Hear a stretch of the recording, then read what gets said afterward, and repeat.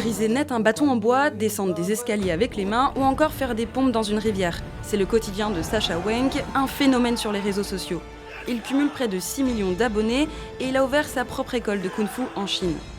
J'ai commencé très jeune le Kung Fu et du coup, à l'époque, j'y allais pas du tout pour poster des vidéos, j'y suis vraiment allé pour moi. Enfin, dès que j'avais 23 ans, je me suis dit, ouais, c'est bien marrant de faire des pompes sur le béton, mais un jour, il faut essayer de gagner de sa vie avec sa passion. Et je me posais beaucoup de questions. Et donc, un jour, je me suis dit, OK, qu'est-ce qui marche bien de nos jours? C'est les vidéos. Donc, j'ai commencé à faire des vidéos. Et du coup, là, ça fait un peu plus de 2 ans que je suis sur les réseaux sociaux.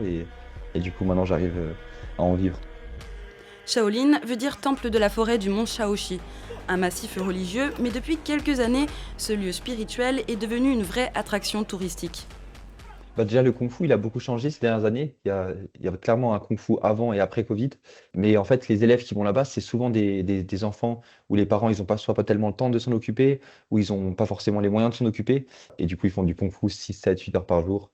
Et à côté, ils ont aussi l'école. Donc, c'est un rythme de vie très intense.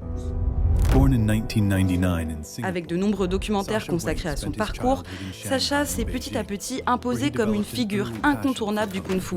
Les ambassades de Chine ou un peu les chefs des temples en Chine, ils adorent tout ce que je fais parce qu'ils trouvent que c'est très bien de prendre la culture et puis la disperser au maximum. Et c'est vraiment quelque chose que je pense qui peut être bien. Et j'essaie vraiment de transmettre le Kung Fu le mieux que je peux pour que les gens puissent y avoir accès et tout le monde puisse soit venir en Chine, soit pratiquer chez eux et faire en sorte que plus de gens entendent parler du Kung Fu. Ouais.